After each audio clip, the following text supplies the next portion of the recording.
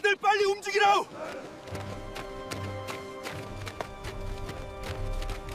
그날 밤 23명의 사람이 이 세상에서 완전히 증발해버렸습니다. 2018년 11월 어느 날 새벽 서울 서초동의 한 아파트 침실에서 한정우는 깊은 잠에 빠져 있었습니다. 40대 중반의 나이에도 불구하고 그는 여전히 규칙적인 생활을 유지하고 있었고 매일 밤 11시가 되면 어김없이 잠자리에 들곤 했습니다. 국가정보원 북한팀 과장이라는 직함이 무색하게 그의 집은 평범한 가정집과 다를 바 없었습니다. 거실에는 초등학생 딸아이가 그린 그림이 냉장고에 자석으로 붙어 있었고 주방 식탁 위에는 아내가 내일 아침 도시락을 싸려고 미리 준비해둔 반찬통들이 가지런히 놓여 있었습니다. 그날도 한정우는 평소처럼 잠들어 있었습니다. 창밖으로는 서울의 야경이 희미하게 빛나고 있었고 멀리서 들려오는 차량 소리만이 고요한 밤의 정적을 깨뜨리고 있었습니다. 아내는 옆에서 고른 숨소리를 내며 잠들어 있었고 딸아이의 방에서는 작은 코 고는 소리가 새어나오고 있었습니다. 한정우는 20해 동안 정보원에서 일하며 수많은 위기 상황을 겪어왔지만 집에 돌아오면 언제나 평범한 가장의 모습으로 돌아갔습니다. 새벽 3시경 침대 옆 협탁 위에 놓인 휴대전화가 요란하게 울리기 시작했습니다. 한정우는 잠결에 눈을 뜨고 전화기를 집어들었습니다. 화면에는 암호화된 번호가 표시되어 있었고 그것은 중국 선양에 배치된 정보원의 비상 연락망이라는 것을 의미했습니다. 그는 즉시 정신이 번쩍 들었습니다. 이 시간에 걸려오는 전화는 결코 좋은 소식이 아니라는 것을 오랜 경험으로 알고 있었기 때문입니다. 여보세요. 한정우는 최대한 낮은 목소리로 전화를 받았습니다. 아내를 깨우고 싶지 않았기 때문입니다. 전화기 너머로 들려온 목소리는 긴장으로 떨리고 있었습니다. 과장님, 긴급 상황입니다. 지금 즉시 보고 드려야 할 사안이 발생했습니다. 중국 선양의 정보원 김상훈이었습니다. 그는 조선족 출신으로 10여 년간 북중 접경 지역에서 정보 수집 활동을 해온 베테랑이었습니다. 한정우는 침대에서 조용히 일어나 서재로 향했습니다. 아내가 뒤척이는 소리가 들렸지만 다행히 깨어나지는 않았습니다. 무슨 일인가? 서재 문을 닫고 난 뒤 한정우는 책장 뒤에 숨겨둔 암호화 노트북을 꺼내며 물었습니다. 김상훈의 목소리는 더욱 떨리고 있었습니다. 북한 영변 핵시설 연구팀 7명이 갑자기 소식이 끊겼습니다. 그런데 문제는 가족들까지 함께 사라졌다는 겁니다. 한정우는 노트북을 켜며 미간을 찌푸렸습니다. 북한에서 핵연구원이 실종되는 것은 종종 있는 일이었습니다. 대부분은 숙청이었고 때로는 탈북 시도였습니다. 하지만 가족까지 함께 사라지는 경우는 매우 드물었습니다. 가족이라면 몇 명이나 되는가? 총 23명입니다. 연구원 7명과 그들의 배우자, 자녀들까지 포함해서요. 어제 오후부터 평양과 영변 지역에서 동시에 연락이 끊겼고 북측 보위부도 발칵 뒤집혀서 지금 국경 지역을 샅샅이 뒤지고 있습니다. 한정우는 노트북 화면을 응시하며 상황을 정리하기 시작했습니다. 23명이 동시에 사라진다는 것은 단순한 개인 행동이 아니었습니다. 조직적인 계획이 있었다는 뜻이었습니다. 그리고 북한 당국조차 예측하지 못했다는 것은 내부 정보망을 완벽하게 피해갔다는 의미였습니다. 북측의 움직임은 어떤가? 보위부 특수부대가 압록강 일대에 배치됐습니다. 중국 공안과도 협조 체제를 구축한 것 같습니다. 그런데 과장님, 이상한 점이 있습니다. 김상훈은 잠시 망설이다가 말을 이었습니다. 북측도 이들이 어디로 갔는지 전혀 모르는 것 같습니다. 보통 탈북 시도가 있으면 어느 정도 경로를 예측하고 추격하는데 이번에는 완전히 갈피를 못 잡고 있습니다. 한정우는 20년 동안 북한 관련 정보를 다루며 수많은 사건을 겪어왔습니다. 탈북자들의 경로는 대부분 비슷했습니다. 압록강이나 두만강을 건너 중국으로 들어가고 그곳에서 브로커를 통해 동남아시아를 거쳐 한국으로 오는 것이었습니다. 하지만 23명이 동시에 움직이면서 어떤 흔적도 남기지 않았다는 것은 전혀 다른 차원의 작전이었습니다. 명단을 확보할 수 있겠나? 이미 확보했습니다. 지금 암호화해서 전송하겠습니다. 잠시 후 한정우의 노트북에 파일이 도착했습니다. 그는 파일을 열어 명단을 하나하나 확인하기 시작했습니다. 연구원들의 이름과 나이, 전공 분야가 상세하게 기록되어 있었습니다. 모두 핵물리학이나 우라늄, 농축 기술 분야의 전문가들이었습니다.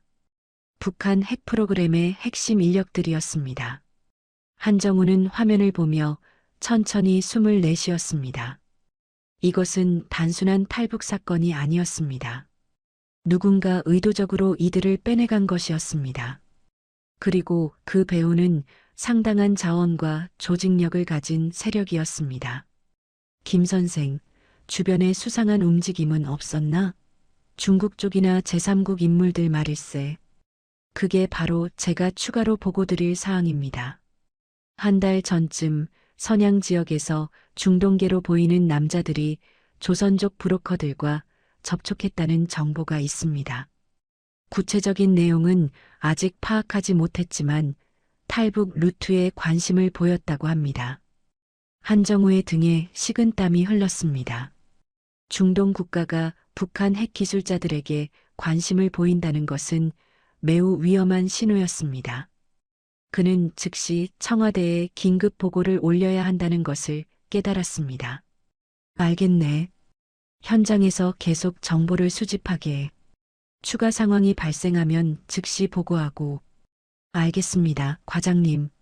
전화를 끄는 한정우는 서재 창밖을 바라보았습니다. 서울의 야경이 여전히 평화롭게 빛나고 있었지만 그는 이 평화가 얼마나 위태로운 것인지 알고 있었습니다. 그는 노트북 앞에 앉아 긴급 보고서를 작성하기 시작했습니다. 손가락이 키보드 위를 빠르게 움직였고 화면에는 한 글자 한 글자 상황 보고가 채워져 갔습니다. 새벽 4시가 넘어서야 보고서 작성을 마친 한정우는 암호화 메일로 청와대 국가안보실에 보고서를 전송했습니다. 그리고 잠시 의자에 기대어 눈을 감았습니다. 하지만 잠은 오지 않았습니다. 머릿속에는 23명의 사람들이 어디론가 사라진 모습이 계속 맴돌고 있었습니다. 그들은 지금 어디에 있는 걸까요? 살아있기는 한 걸까요? 그리고 무엇보다 누가 그들을 데려간 걸까요? 한정우는 다시 눈을 떴습니다. 창밖으로 동이 트기 시작하고 있었습니다. 새로운 하루가 시작되고 있었지만 그에게는 긴 싸움의 시작에 불과했습니다. 오전 6시 한정우는 서둘러 양복을 차려입고 집을 나섰습니다. 아내는 아직 깨어나지 않았고 딸아이의 방에서는 여전히 고른 숨소리가 들려왔습니다. 그는 현관문을 조용히 닫으며 가족들에게 미안한 마음이 들었습니다. 오늘도 저녁 식사를 함께하지 못할 것 같았기 때문입니다. 차를 몰고 청와대로 향하는 동안 그의 머릿속에는 지난밤 받은 보고 내용이 계속 맴돌고 있었습니다. 청와대 국가안보실은 이미 비상 분위기였습니다. 한정우가 도착했을 때 안보실 직원들은 분주하게 움직이고 있었고 회의실 앞에는 여러 부처의 고위 관계자들이 모여들고 있었습니다. 외교부 차관보, 국방부 정책실장, 통일부 차관, 그리고 정보기관 관계자들까지 총집결한 상태였습니다. 한정우는 가방에서 준비해온 자료를 꺼내 마지막으로 점검했습니다. 한 과장, 준비됐나? 국가안보실 제1차장 이태식이 다가와 물었습니다. 50대 중반의 이 차장은 외교관 출신으로 차분하고 신중한 성격으로 알려져 있었지만 오늘은 표정이 상당히 굳어 있었습니다. 예, 차장님. 중국 현지 정보원으로부터 받은 최신 정보까지 모두 반영했습니다. 실장님께서 상당히 심각하게 보고 계시네. 북한 핵 연구진이 통째로 사라졌다는 것은 우리 안보에 직접적인 위협이 될 수 있으니까. 이 차장은 한정우의 어깨를 가볍게 두드리며 회의실로 들어갔습니다. 한정우도 그 뒤를 따랐습니다. 회의실 안은 이미 사람들로 가득 차 있었고 타원형 회의 테이블 상석에는 국가안보실장 정민수가 앉아 있었습니다. 60대 초반의 정 실장은 군 출신으로 강직한 인상을 지니고 있었고 그의 눈빛은 언제나 날카롭고 예리했습니다. 자, 모두 착석하시죠. 시간이 없습니다. 정 실장의 목소리가 회의실에 울려 퍼졌습니다. 사람들은 재빨리 자리에 앉았고 모든 시선이 한정우에게 집중됐습니다. 한정우는 노트북을 열고 프로젝터에 연결했습니다. 대형 스크린에 어젯밤 작성한 보고서가 띄워졌습니다. 국가정보원 북한팀 한정우 과장입니다. 어젯밤 새벽 3시경 중국 선양정보원으로부터 긴급 보고를 받았습니다. 한정우는 화면을 넘기며 실종자 명단을 띄웠습니다. 23명의 이름과 사진, 그리고 가족관계도가 상세하게 표시되어 있었습니다. 회의실이 술렁이기 시작했습니다. 북한 영변 핵시설 소속 연구원 7명이 가족과 함께 실종됐습니다. 실종 시점은 어제 오후로 추정되며 현재 북한 보위부가 총력을 기울여 이들을 수색하고 있습니다. 통일부 차관이 손을 들었습니다. 잠깐만요, 한 과장. 북한 당국도 이들의 행방을 모른다는 말입니까? 그렇습니다. 보위부가 중국 공안과 협조 체제를 구축하고 압록강 일대를 전면 봉쇄했지만 아직 어떤 단서도 찾지 못한 것으로 파악됩니다. 한정우는 다음 화면으로 넘어갔습니다. 북중 접경 지역의 위성 사진과 보위부의 이동 경로가 표시된 지도가 나타났습니다. 더 심각한 것은 이들이 사라진 방식입니다. 일반적인 탈북 경로를 이용한 것이 아닙니다. 북한 내부 정보망을 완벽하게 우회했고 중국 국경을 넘는 과정에서도 어떤 흔적도 남기지 않았습니다. 국방부 정책실장이 미간을 찌푸렸습니다. 그렇다면 조직적인 탈출이라는 건가요? 아니면 납치? 현재로서는 외부 세력의 개입 가능성이 높다고 판단됩니다. 한 달 전 선양 지역에서 중동계 인물들이 조선족 브로커들과 접촉했다는 정보가 있습니다. 이들은 대규모 인원을 안전하게 이동시킬 수 있는 루트에 대해 문의했다고 합니다. 회의실이 순간 정적에 휩싸였습니다. 정민수 안보실장이 천천히 몸을 앞으로 기울이며 물었습니다. 중동 국가가 북한 핵 기술자들을 빼내간 것으로 보인다는 말인가? 아직 확증은 없습니다만 정황상 그럴 가능성이 매우 높습니다. 이란이나 시리아 같은 국가들은 오래전부터 북한의 핵 기술에 관심을 보여왔고 국제 제재로 인해 공식적인 협력이 어려워지자 비공식 루트를 모색해왔습니다. 외교부 차관보가 급하게 끼어들었습니다. 만약 이것이 사실이라면 국제적으로 엄청난 파장이 일 겁니다. IAEA와 유엔 안보리에 즉각 보고해야 하지 않겠습니까? 정 실장이 손을 들어 그를 제지했습니다. 아직은 아니요. 확실한 증거도 없이 국제사회에 이 문제를 공개하면 남북 관계는 물론이고 한반도 정세 전체가 요동칠 수 있어. 우선은 우리가 독자적으로 사실관계를 파악해야 합니다. 한정우는 다음 슬라이드를 넘겼습니다. 실종된 연구원들의 전문 분야가 상세하게 나열되어 있었습니다. 이들은 모두 우라늄 농축과 핵탄두 소형화 분야의 최고 전문가들입니다.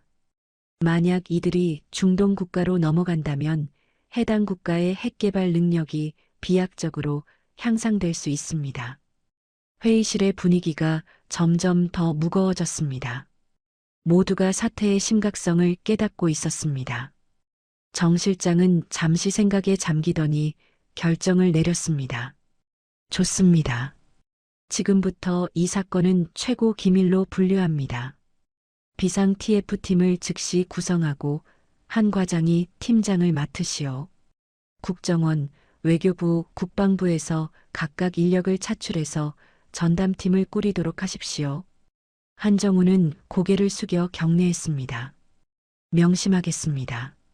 그리고 CIA와 모사드에도 비공식적으로 정보 공유를 요청하시오. 이들도 이 사안에 관심이 있을 테니까. 하지만 조심하시오. 너무 많은 정보를 주면 우리가 주도권을 잃을 수 있소. 회의가 끝나고 사람들이 하나둘 회의실을 빠져나갔습니다.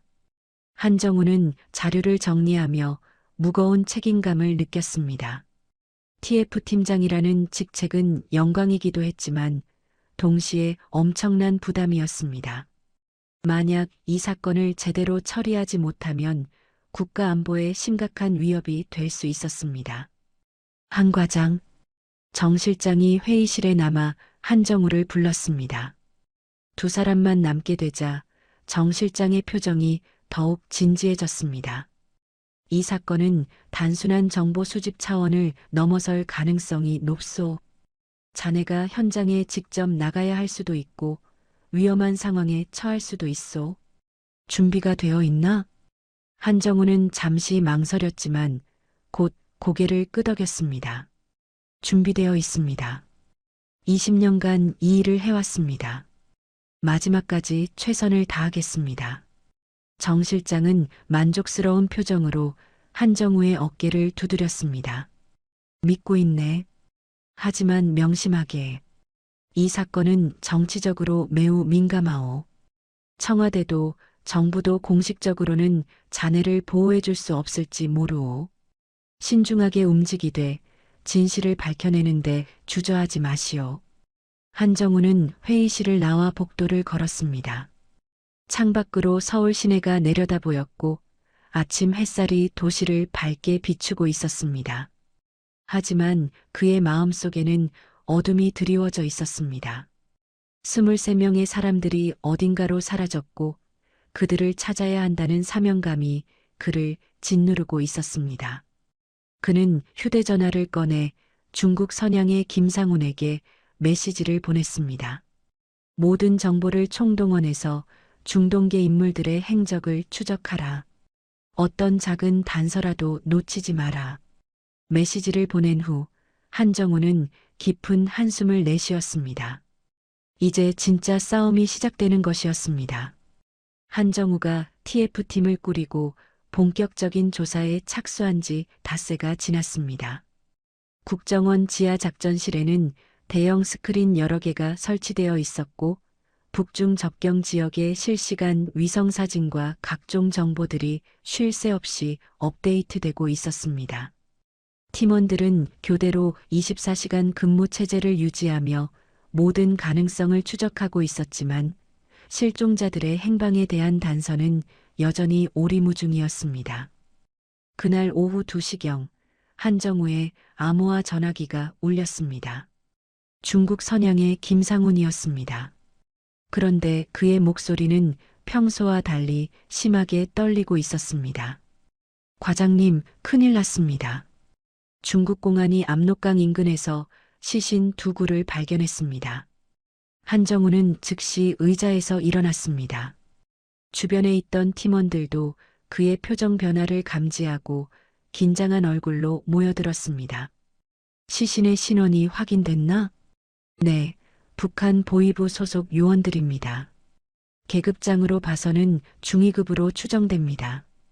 중국 공안이 신원 확인을 위해 북한 측과 접촉했고 평양에서도 이미 파악하고 있는 상황입니다.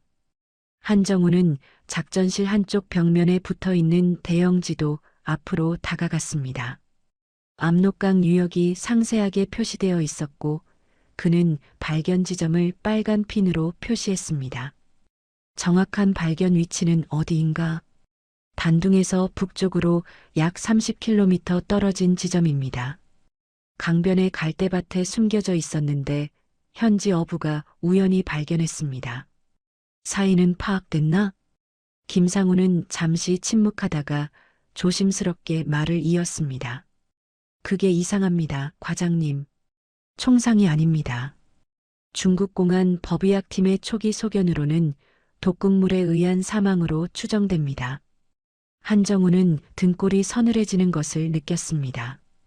북한 보위부 요원들이 독살당했다는 것은 일반적인 탈북 사건이나 밀수 조직과는 차원이 다른 문제였습니다. 그는 즉시 팀원 중 한 명인 화학 전문가 박수진 연구관을 불렀습니다. 박 연구관, 김정보원과 직접 통화해서 독극물 종류를 파악해보게. 가능하면 부검 보고서 사본이라도 입수해야 하네. 알겠습니다, 과장님. 박수진이 재빠르게 자리로 돌아가 컴퓨터 앞에 앉았습니다. 한정우는 다시 김상훈에게 물었습니다. 현장 사진을 확보할 수 있겠나? 이미 확보했습니다. 지금 암호화해서 전송하겠습니다. 잠시 후 작전실 메인 스크린에 현장 사진들이 하나씩 띄워지기 시작했습니다. 압록강 변의 을씨년스러운 갈대밭, 그리고 그 사이에 누워있는 두 구의 시신.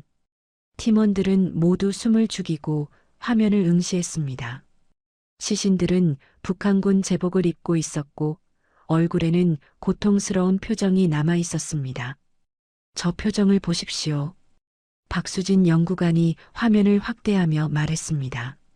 안면 근육이 극도로 경련을 일으킨 흔적이 보입니다. 이것은 신경작용제에 노출됐을 때 나타나는 전형적인 증상입니다.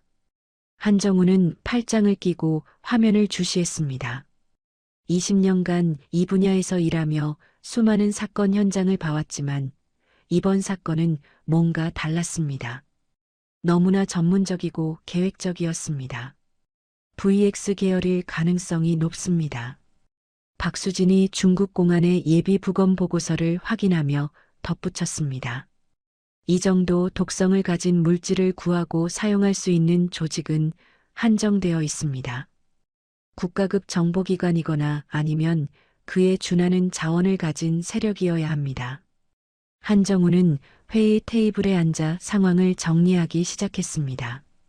북한 핵기술자 7명과 그 가족들이 실종되었고 그들을 추적하던 북한 보위부 요원들이 독살당했습니다.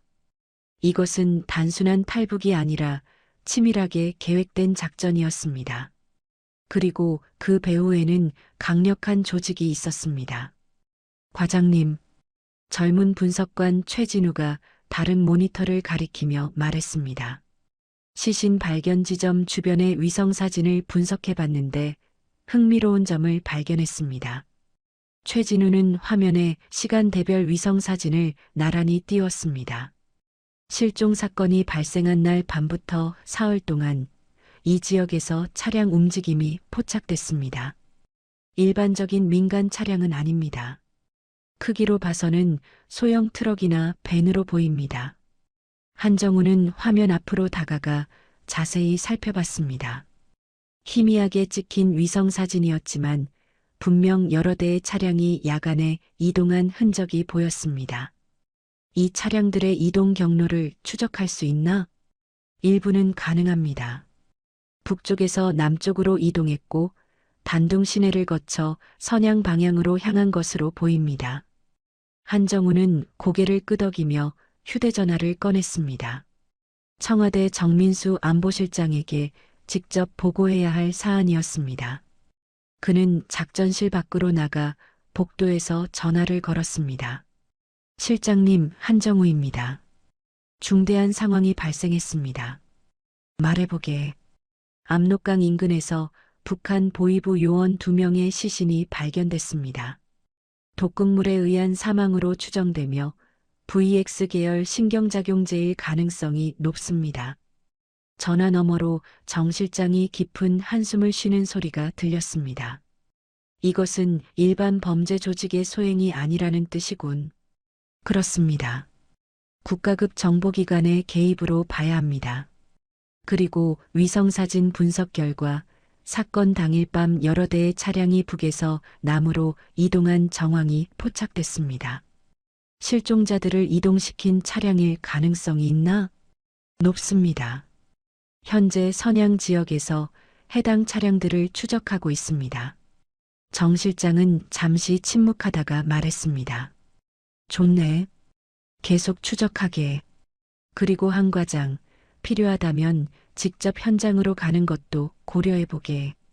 이 정도 규모의 작전이라면 베이징이나 선양에 반드시 흔적이 남아있을 거야. 알겠습니다. 전화를 끊고 작전실로 돌아온 한정우는 팀원들에게 지시를 내렸습니다. 최 분석관, 차량 추적을 최우선으로 하게.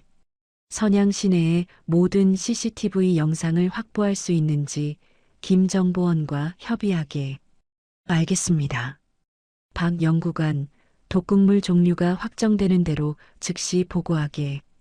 그리고 전 세계적으로 최근 VX 계열 물질이 거래된 정황이 있는지 데이터베이스를 뒤져보게. 네, 과장님. 한정우는 다시 대형 지도 앞에 섰습니다. 압록강에서 발견된 시신, 실종된 23명의 사람들, 그리고 중동에서 온 수상한 인물들. 모든 조각들이 하나의 큰 그림을 향해 모이고 있었지만 아직 전체 윤곽이 명확하게 보이지 않았습니다. 그날 밤 한정우는 작전실에서 밤을 새웠습니다. 컴퓨터 화면에는 압록강 시신 현장의 사진들이 계속 떠 있었고 그는 그 사진들을 하나하나 분석하며 단서를 찾으려 했습니다. 북한 보위부 요원들을 제거할 정도의 조직이라면 그들은 이미 상당히 먼 곳까지 실종자들을 이동시켰을 것입니다. 시간이 흐를수록 추적은 더 어려워질 것이고 진실은 더 깊은 어둠 속으로 묻힐 것입니다. 한정우는 창밖을 바라봤습니다.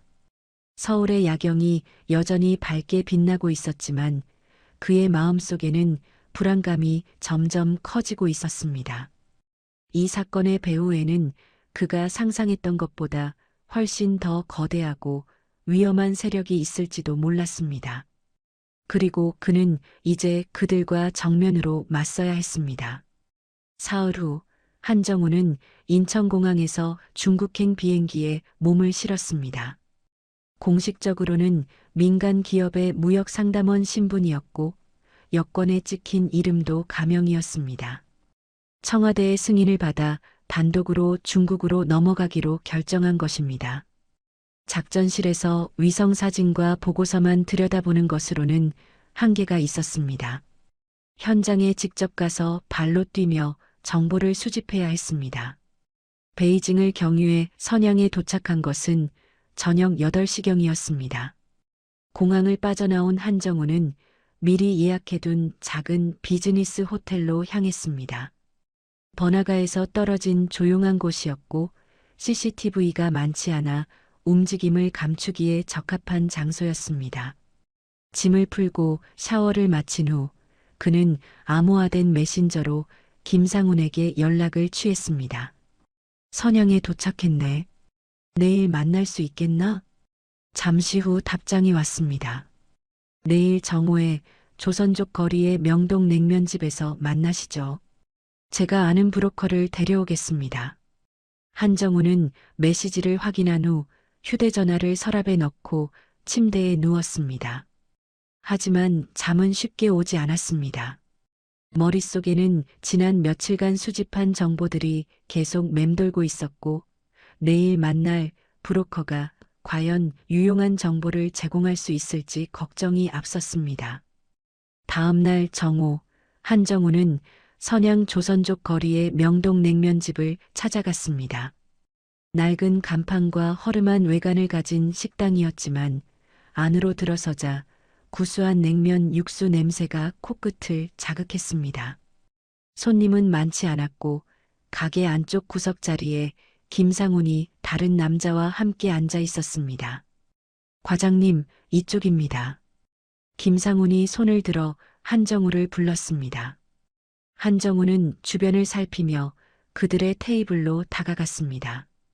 김상훈 옆에 앉아 있는 남자는 50대 후반으로 보였고 얼굴에는 세월의 풍파가 깊이 새겨져 있었습니다.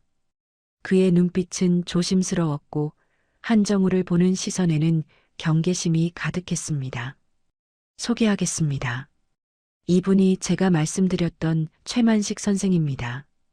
이 지역에서 20년 넘게 일하신 분입니다. 한정우는 최만식에게 손을 내밀었습니다. 처음 뵙겠습니다. 한정우입니다.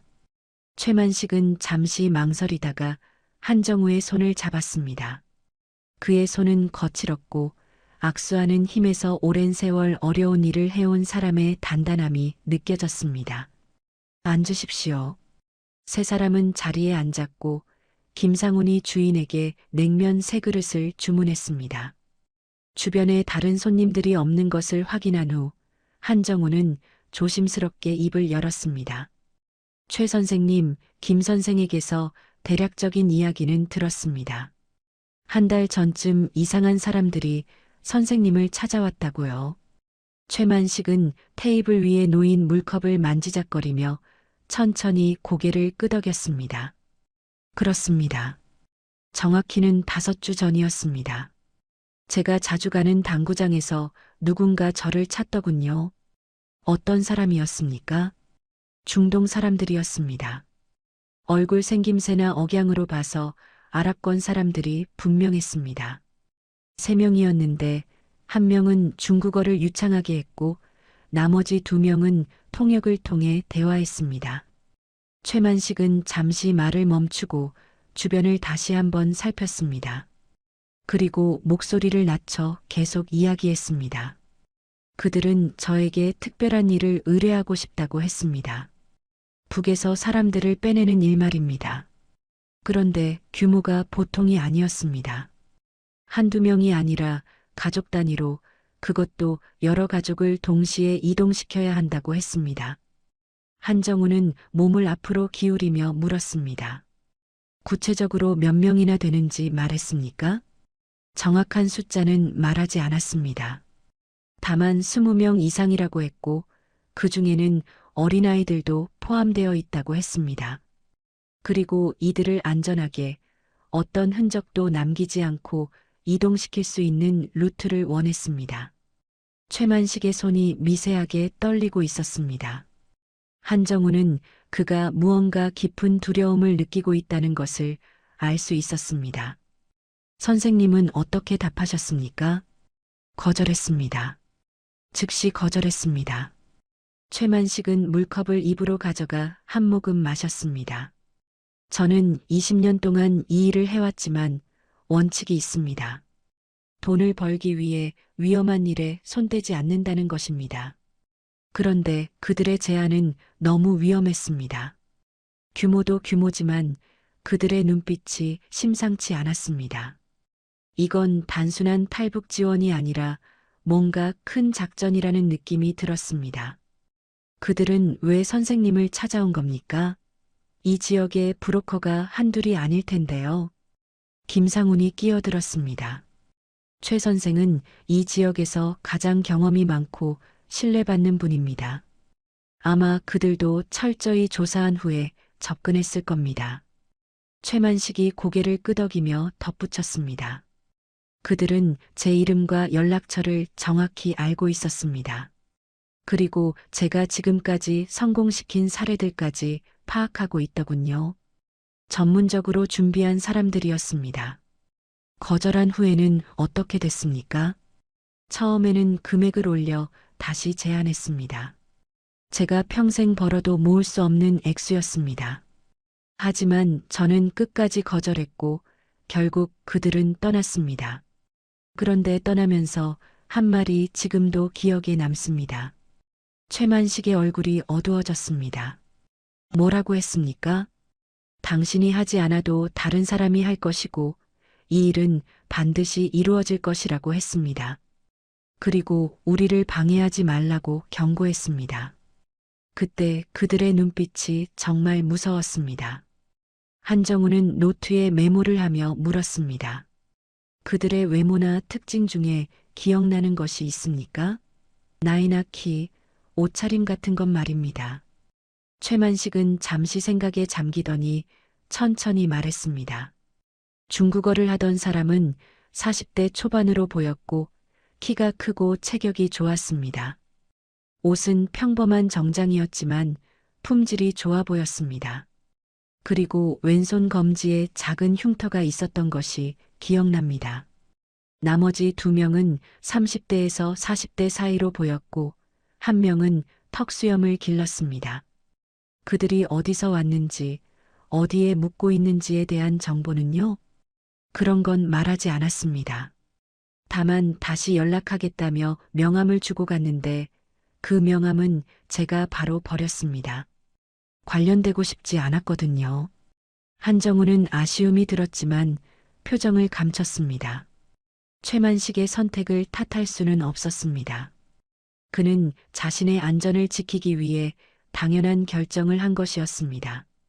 최 선생님, 그들이 다른 브로커를 찾았을 가능성이 있다고 생각하십니까? 최만식은 확신에 찬 목소리로 대답했습니다. 분명히 찾았을 겁니다. 그리고 아마도 성공했을 겁니다. 이 지역에는 돈을 위해서라면 무슨 짓이든 하는 사람들이 있습니다. 그들 중 누군가는 그 제안을 받아들였을 겁니다. 혹시 누구일지 짐작이 가는 사람이 있습니까? 최만식은 잠시 망설이다가 고개를 저었습니다. 확실하지 않습니다. 하지만 단둥 쪽에 러시아 마피아와 연결된 조직이 하나 있습니다. 그들이라면 이런 규모의 작전을 수행할 능력이 있습니다. 그때 주인이 냉면을 가져왔습니다. 세 사람은 잠시 대화를 멈추고 주인이 돌아갈 때까지 기다렸습니다. 냉면 그릇에서 김이 피어올랐지만 한정우는 식욕이 없었습니다.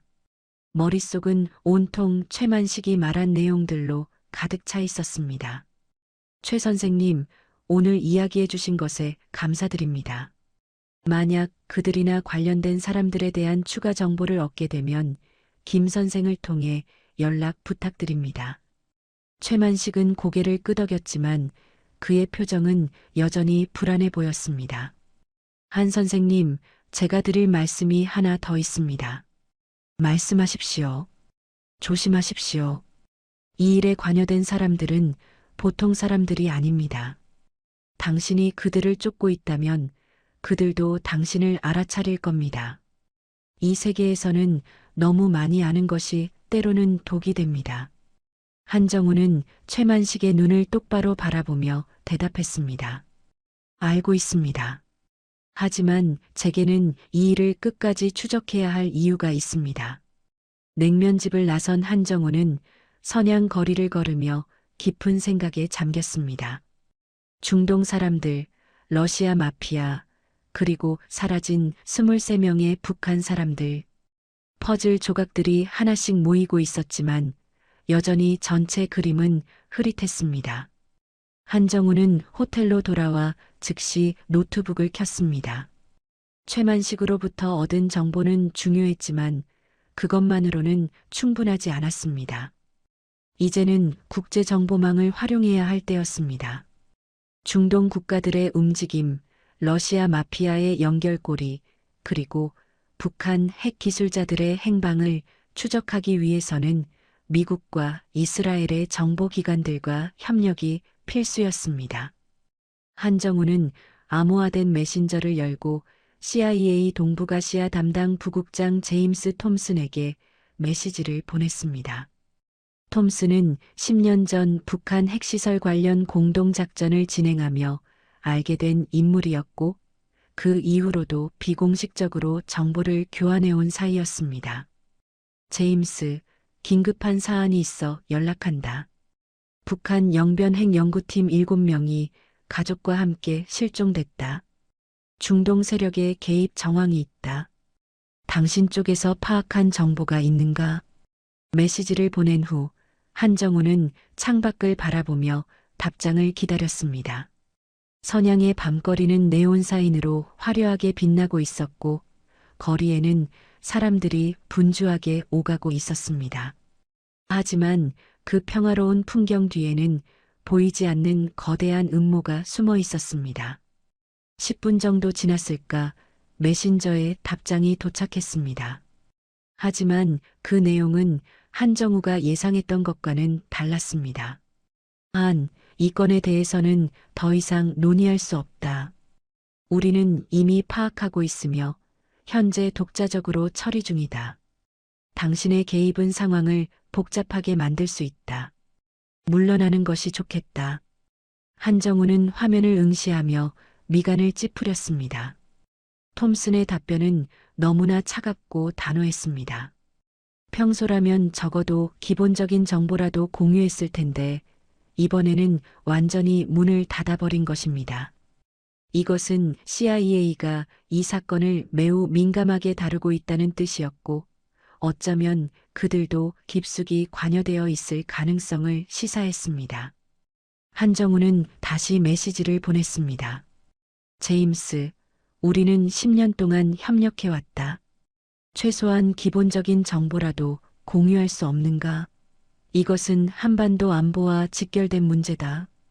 하지만 톰슨의 답변은 더욱 냉담했습니다. 미안하지만 불가능하다. 이것은 워싱턴에서 직접 내려온 지시다. 더 이상 연락하지 말아달라. 한정우는 노트북을 덮고 의자에 기댔습니다. CIA의 반응은 예상 밖이었습니다. 그들이 이토록 강하게 거부한다는 것은 이 사건이 단순히 북한과 중동 국가 간의 거래를 넘어서는 무언가가 있다는 뜻이었습니다. 어쩌면 미국의 중동 정책이나 이란 핵 협상과 연결되어 있을지도 몰랐습니다. 한정우는 마지막 희망을 걸고 모사드의 연락책에게도 메시지를 보냈습니다. 이스라엘 정보기관 모사드는 중동 지역의 핵 확산에 가장 민감하게 반응하는 조직이었고 만약 북한 핵 기술자들이 이란으로 향했다면 그들이 모를 리 없었습니다. 아론, 한정우다. 북한 핵 전문가들이 중동으로 이동한 정황을 포착했다. 이런 가능성이 높다. 당신들의 정보를 공유할 수 있겠는가? 메시지를 보내고 1시간을 기다렸지만 아무런 답장도 오지 않았습니다. 한정우는 다시 메시지를 보냈지만 역시 반응이 없었습니다. 그는 전화를 시도해봤지만 아론의 전화번호는 더 이상 사용되지 않는다는 자동 응답만 들렸습니다. 모사드는 아예 연락을 끊어버린 것입니다. 한정우는 호텔 방 안을 천천히 걸으며 상황을 정리했습니다. CIA는 명확히 거부 의사를 밝혔고 모사드는 연락 자체를 차단했습니다. 이것은 두 가지 가능성을 의미했습니다. 첫째, 그들이 이미 이 사건에 깊숙이 관여하고 있어서 한국의 개입을 원하지 않는 것. 둘째, 사건이 워낙 복잡하고 위험해서 동맹국조차 믿을 수 없는 상황인 것. 한정우는 휴대전화를 들고 서울의 TF팀에 암호화 전화를 걸었습니다. 박수진 연구관이 받았습니다. 과장님, 선양 상황은 어떻습니까? 브로커를 통해 유용한 정보를 얻었네. 중동계 인물들이 실제로 이곳에서 활동했고 대규모 탈북 루트를 물색했다는 것이 확인됐네. 그건 중요한 진전입니다. 하지만 문제가 생겼네. CIA와 모사드가 정보 공유를 거부했네. 톰슨은 아예 손을 떼라고 했고 모사드는 연락을 끊어버렸네. 전화 너머로 박수진의 한숨소리가 들렸습니다. 그렇다면 우리끼리 해결해야 한다는 뜻이군요. 그렇네. 미국도 이스라엘도 믿을 수 없게 됐네. 청와대에는 보고했나? 네, 정 실장님께 중간 보고를 올렸습니다. 실장님도 국제정보망의 비협조적인 태도에 대해 우려하고 계십니다. 한정우는 창밖을 바라보며 말했습니다. 박 연구관, 독자적으로 추적을 계속하게. 위성사진 분석과 금융거래 추적을 더 강화하게. 그리고 러시아 마피아 조직에 대한 정보도 수집하게. 단둥 지역에 러시아와 연결된 조직이 있다는 정보를 입수했네. 알겠습니다. 그런데 과장님, 한 가지 새로운 정보가 있습니다. 말해보게. 압록강에서 발견된 시신의 독극물 분석이 완료됐습니다. VX 계열이 맞는데 제조 방식이 특이합니다. 러시아제도 아니고 북한제도 아닙니다. 중동에서 개발된 변종으로 추정됩니다. 한정우의 심장이 빠르게 뛰기 시작했습니다. 중동제라고? 네, 화학 구조 분석 결과 이란이나 시리아에서 개발된 신경작용제와 유사한 특징을 보입니다. 이것은 중동 국가의 정보기관이 직접 개입했다는 강력한 증거입니다. 한정우는 호텔방 책상 앞에 앉으며 메모를 시작했습니다. 모든 증거들이 이란을 가리키고 있었습니다. 중동계 인물들의 접촉, 중동제 독극물, 그리고 CIA와 모사드의 침묵. 이란은 오래전부터 북한과 비밀리에 협력해왔고 핵기술 이전은 양국 모두에게 이익이 되는 거래였습니다. 박 연구관, 이란 정보부의 최근 활동에 대해 조사해보게. 특히 해외 공작과 관련된 부서 말일세. 이미 진행 중입니다. 몇 가지 흥미로운 정보가 나오고 있습니다. 이란 정보부 사나 쿠두스군이 최근 동아시아 지역에서 활동을 강화했다는 첩보가 있습니다. 계속 파고들게. 나는 여기서 더 조사한 후에 베이징으로 이동하겠네. 혹시 중국 공안 쪽에서 협조를 얻을 수 있는지 알아보겠네. 전화를 끄는 한정우는 노트북을 다시 열고 이란 정보부에 대한 자료를 검색하기 시작했습니다. 쿠두스군은 이란 혁명수비대 산하의 특수부대로 해외에서 비밀작전을 수행하는 조직이었습니다. 그들은 중동 전역에서 활동해왔고 최근에는 아시아 지역으로도 영역을 확장하고 있었습니다. 한정우는 화면을 스크롤하다가 한 기사에서 멈췄습니다. 지난해 중국과 이란이 전략적 동반자 관계를 강화하고 경제 협력을 확대했다는 내용이었습니다. 중국은 이란의 최대 석유 수입국이었고 양국은 미국의 제재를 우회하기 위해 긴밀하게 협력하고 있었습니다. 만약 이란이 중국 영토를 이용해 북한 기술자들을 빼돌렸다면 중국 당국이 모를 리 없었습니다. 어쩌면 묵인하거나 심지어 협조했을 가능성도 있었습니다. 한정우는 의자에 깊이 기대며 한숨을 내쉬었습니다. 상황은 그가 처음 생각했던 것보다 훨씬 더 복잡했습니다. 북한, 이란, 중국, 러시아 마피아, 그리고 침묵하는 미국과 이스라엘. 거대한 국제적 음모의 한가운데에 그는 혼자 서 있었습니다. 밤이 깊어갔지만 한정우는 잠들 수 없었습니다. 그는 노트북 앞에 앉아 수집한 모든 정보를 정리하기 시작했습니다. 타임라인을 만들고 관련 인물들의 관계도를 그렸습니다. 중동계 남자들이 최만식을 접촉한 날짜, 북한 기술자들이 실종된 날짜, 보위부 요원들이 독살당한 날짜. 모든 사건들이 정교하게 연결되어 있었습니다. 새벽 4시가 넘어서야 한정우는 잠시 눈을 붙였습니다. 하지만 그의 머릿속에는 여전히 질문들이 맴돌고 있었습니다. 23명의 사람들은 지금 어디에 있는 걸까요? 그들은 자발적으로 간 것일까요? 아니면 강제로 끌려간 것일까요? 그리고 가장 중요한 질문, 한국 정부는 과연 이 사건을 어디까지 추적할 수 있을까요? 동이 트기 시작하자 한정우는 다시 일어나 짐을 쌌습니다. 선양에서 할 수 있는 일은 다 했습니다. 이제는 베이징으로 이동해 더 높은 차원의 정보를 수집해야 했습니다. 그리고 필요하다면 중국 공안 고위층과도 접촉해야 했습니다.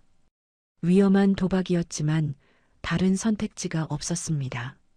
한정우는 호텔을 체크아웃하며 로비의 큰 거울에 비친 자신의 모습을 봤습니다. 며칠 사이에 얼굴이 많이 수척해졌고 눈 밑에는 짙은 다크서클이 생겨 있었습니다.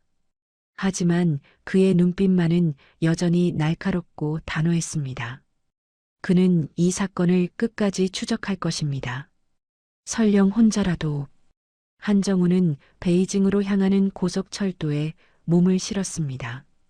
하지만 기차가 출발하기 직전 김상훈으로부터 급한 연락이 왔습니다. 압록강 하류 지역에서 새로운 단서가 발견됐다는 것이었습니다. 한정우는 즉시 기차에서 내려 택시를 잡아타고 김상훈이 알려준 장소로 향했습니다. 차를 타고 2시간 넘게 달려 도착한 곳은 압록강 하류의 한적한 시골 마을이었습니다. 낡은 공장 건물들이 즐비한 산업단지였는데 대부분은 문을 닫고 폐허가 된 상태였습니다. 김상훈은 그중 한 폐공장 앞에서 한정우를 기다리고 있었습니다. 그의 표정은 긴장되어 있었고 주변을 계속 살피고 있었습니다. 과장님, 이쪽입니다. 김상훈은 한정우를 폐공장 뒤편으로 안내했습니다. 녹슨 철문이 반쯤 열려 있었고 안으로 들어서자 폐유와 곰팡이 냄새가 코를 찔렀습니다. 깨진 유리창 사이로 희미한 햇빛이 들어왔고 바닥에는 각종 쓰레기와 폐자재들이 흩어져 있었습니다. 여기가 어떤 곳인가? 10년 전까지 섬유 공장이었습니다. 경영난으로 문을 닫은 후 방치되어 있었는데 최근에 수상한 움직임이 포착됐습니다. 김상훈은 손전등을 켜고 공장 내부 깊숙이 들어갔습니다. 한정우도 그 뒤를 따랐습니다.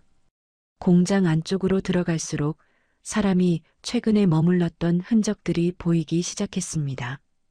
바닥에 발자국, 벽에 기대어 놓인 생수병, 그리고 구석에 쌓인 담배꽁초들. 여기서 누군가 며칠간 머물렀던 것 같습니다. 현지 주민의 제보로 알게 됐는데 일주일 전쯤 밤마다 이 공장에 차량들이 드나들었다고 합니다. 한정우는 무릎을 꿇고 바닥을 자세히 살펴봤습니다. 발자국들이 여러 방향으로 나 있었고 크기도 다양했습니다. 성인 남자는 물론이고 여자와 아이들의 발자국도 섞여 있었습니다. 여러 명이 동시에 여기 있었군. 가족 단위로 이동한 흔적이 분명해. 김상훈이 한쪽 구석을 가리켰습니다. 과장님, 저기를 보십시오.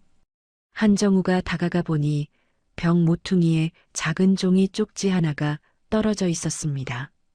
그는 조심스럽게 쪽지를 집어들었습니다. 글씨는 페르시아어로 쓰여 있었고 잉크가 번진 것으로 봐서 최근에 쓴 것이 분명했습니다. 이건 페르시아어야.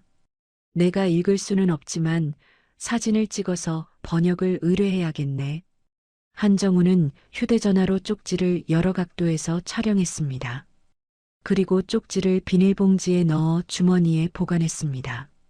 김상훈이 다른 쪽을 뒤지다가 바닥에서 무언가를 발견했습니다. 과장님, 여기 이것도 있습니다. 한정우가 다가가 보니 러시아제 위성전화 심카드였습니다. 작고 얇은 플라스틱 카드였지만 이것은 중요한 증거였습니다. 일반 휴대전화가 아닌 위성전화를 사용했다는 것은 추적을 피하기 위한 전문적인 조치였습니다. 이것도 증거로 확보하게 서울로 보내서 분석하도록 하지.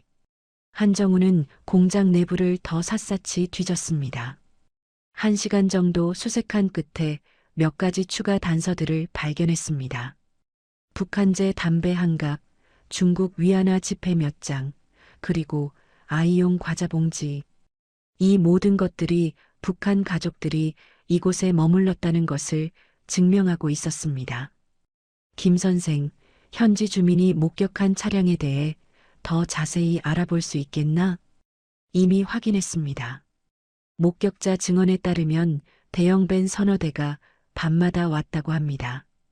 번호판은 가려져 있어서 확인할 수 없었지만 차량 색상은 검은색과 흰색이었다고 합니다. 한정우는 고개를 끄덕이며 공장 밖으로 나왔습니다. 햇빛이 눈부시게 쏟아졌고 그는 손으로 눈을 가리며 주변을 둘러봤습니다. 공장에서 도로까지는 약 200m 거리였고 차량이 접근하기에 적당한 위치였습니다. 이곳은 임시 대기 장소로 사용됐을 가능성이 높네. 북한에서 넘어온 사람들을 여기서 며칠간 숨겨두고 다음 이동 준비를 한 것 같아.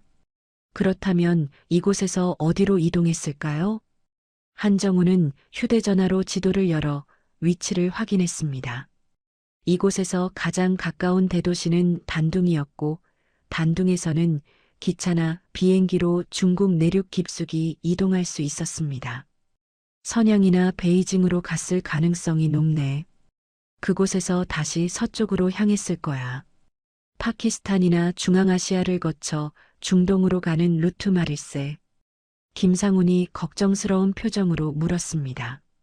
과장님, 만약 그들이 이미 중동에 도착했다면 추적이 불가능한 것 아닙니까? 그렇지 않네.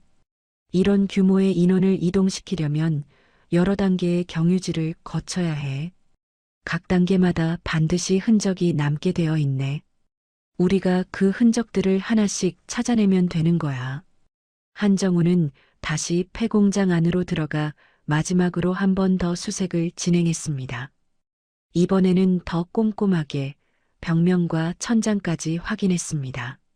그러다가 공장 한쪽 구석, 낡은 책상 밑에서 구겨진 종이 한 장을 발견했습니다. 종이를 펼쳐보니 손으로 급하게 쓴 메모였습니다.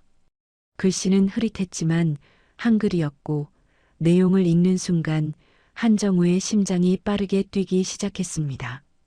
카라치 경유, 테헤란 도착, 가족들 안전 확인됨, 2단계 이동 준비. 한정우는 종이를 들고 김상훈에게 보여줬습니다. 이것 좀 보게. 이란이야.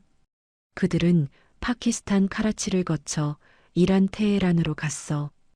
김상훈의 얼굴이 창백해졌습니다. 그렇다면 정말로 이란이 북한 기술자들을 빼내간 겁니까?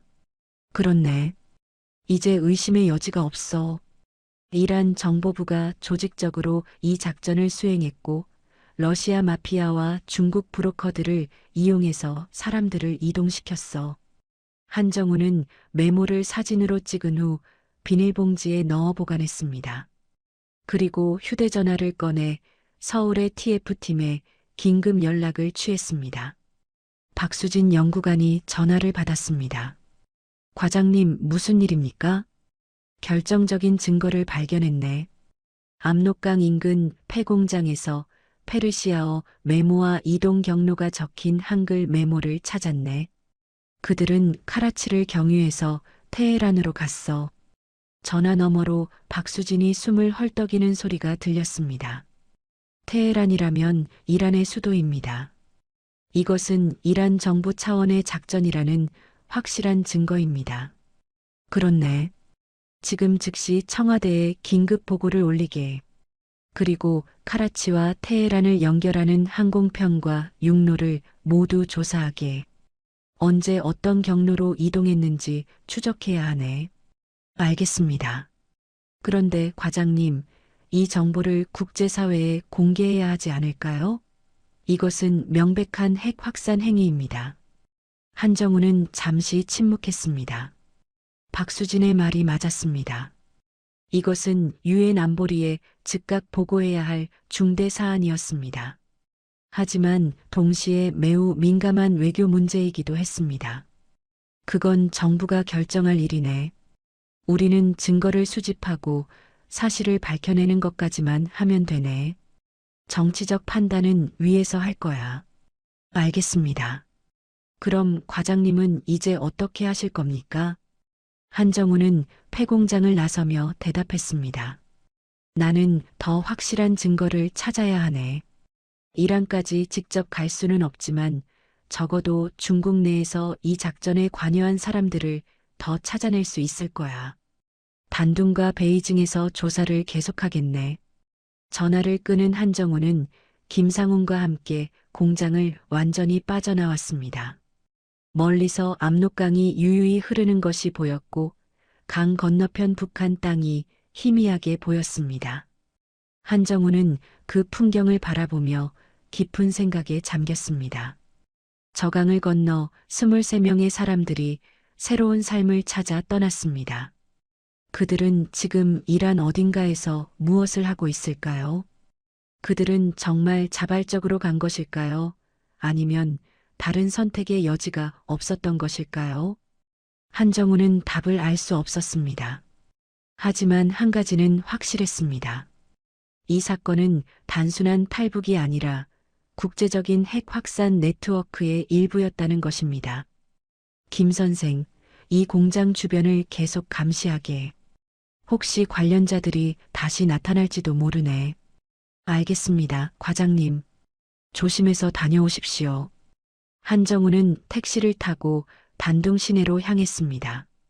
차창 밖으로 중국의 풍경이 스쳐 지나갔지만 그의 머릿속은 온통 이란과 북한, 그리고 사라진 사람들로 가득 차 있었습니다.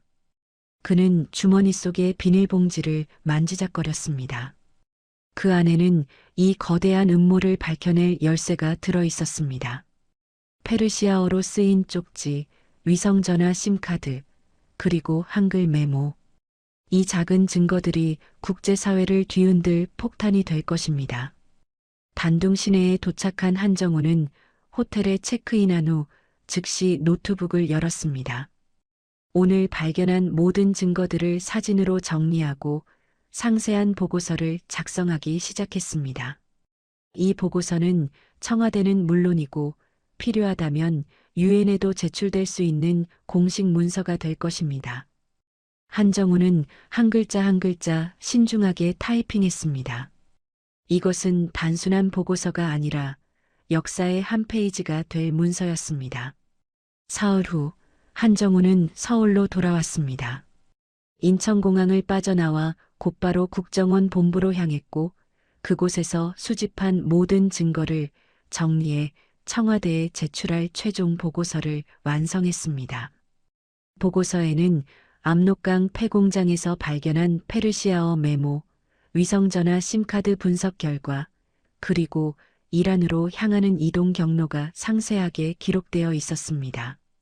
다음 날 오전 한정우는 다시 청와대 국가안보실 회의실에 소집됐습니다. 이번에는 안보실장 정민수뿐만 아니라 외교부 장관, 통일부 장관까지 참석한 확대 회의였습니다. 회의실 분위기는 처음부터 무거웠고 참석자들의 표정은 하나같이 굳어 있었습니다. 한정우는 대형 스크린에 조사 결과를 띄우며 브리핑을 시작했습니다. 지난 2주 동안의 조사 결과를 말씀드리겠습니다. 북한 영변 핵시설 연구원 7명과 그 가족들은 이란 정보부의 조직적인 작전에 의해 테헤란으로 이동한 것으로 확인됐습니다. 외교부 장관이 즉시 손을 들었습니다. 확실한 증거가 있습니까? 이것은 매우 심각한 주장입니다. 한정우는 화면을 넘기며 압록강 폐공장에서 발견한 메모 사진을 보여줬습니다. 페르시아어로 작성된 이동 지시서와 한글로 작성된 경유지 정보를 확보했습니다. 카라치를 거쳐 테헤란으로 향한다는 내용이 명시되어 있습니다. 또한 현장에서 발견된 독극물은 중동에서 제조된 VX 계열 신경작용제로 확인됐습니다. 통일부 장관이 미간을 찌푸리며 물었습니다. 북한 당국의 반응은 어떻습니까? 그들도 이 사실을 알고 있습니까? 북한은 보위부를 총동원해 이들을 추적하고 있지만 현재까지 행방을 파악하지 못한 것으로 보입니다. 그들도 이란의 개입을 의심하고 있을 가능성이 높습니다. 정민수 안보실장이 팔짱을 끼고 말했습니다. 한 과장의 조사는 훌륭했습니다. 하지만 이제 우리는 매우 어려운 결정을 내려야 합니다. 이 정보를 어떻게 처리할 것인가 하는 문제입니다. 외교부 장관이 즉시 발언했습니다. 이것은 명백한 핵 확산 행위입니다. 유엔 안보리에 즉각 보고하고 국제사회와 공조해야 합니다. 이란에 대한 제재를 강화하고 북한에도 압력을 가해야 합니다. 하지만 통일부 장관은 반대 의견을 냈습니다. 지금은 남북 관계가 매우 중요한 시기입니다. 다음 달에 정상회담이 예정되어 있고 비핵화 협상도 진행 중입니다. 이 시점에 이런 정보를 공개하면 모든 대화가 중단될 수 있습니다. 하지만 장관님, 핵 기술자들이 이란으로 넘어갔다는 것은 국제 안보에 직접적인 위협입니다. 이것을 묵인할 수는 없습니다. 두 장관 사이에 팽팽한 긴장감이 흘렀습니다. 정민수 안보실장은 잠시 침묵하며 두 사람의 의견을 듣고 있었습니다. 한정우는 자리에 앉아 이 광경을 지켜보며 불안감을 느꼈습니다. 정치적 고려가 진실보다 우선시되고 있었습니다. 정 실장이 천천히 입을 열었습니다. 두 분 말씀 모두 일리가 있습니다. 하지만 현재 정부의 최우선 과제는 남북관계 개선입니다. 대통령께서도 이 부분을 매우 중요하게 생각하고 계십니다. 외교부 장관이 답답한 표정으로 말했습니다. 그렇다면 이란의 핵 개발을 방치하자는 말입니까? 미국과 이스라엘이 이 사실을 알게 되면 우리의 입장이 매우 곤란해질 것입니다. 미국과 이스라엘은 이미 알고 있습니다. 한정우가 조심스럽게 끼어들었습니다. 제가 CIA와 모사드에 비공식적으로 접촉했을 때 그들은 이미 파악하고 있다는 반응을 보였습니다. 오히려 우리의 개입을 원하지 않았습니다. 회의실이 순간 정적에 휩싸였습니다. 정 실장이 날카로운 눈빛으로 한정우를 바라봤습니다. 그 말은 무슨 뜻인가? 미국과 이스라엘도 이 사건을 정치적으로 이용하거나 은폐하려는 의도가 있을 수 있습니다. 중동 정세가 복잡하고 이란 핵 협상이 진행 중이기 때문입니다. 외교부 장관이 한숨을 쉬었습니다. 결국 모든 나라가 자국의 이익을 위해 진실을 묻으려 한다는 말이군요. 정 실장이 결론을 내렸습니다. 이 사건은 당분간 기밀로 유지합니다. 한 과장, 수집한 모든 증거를 안전하게 보관하고 추가 조사는 중단하시오. TF팀도 해산합니다. 한정우는 믿을 수 없다는 표정으로 일어섰습니다. 실장님, 그럴 수는 없습니다. 우리가 지금까지 밝혀낸 것들을 그냥 묻어버린다는 겁니까?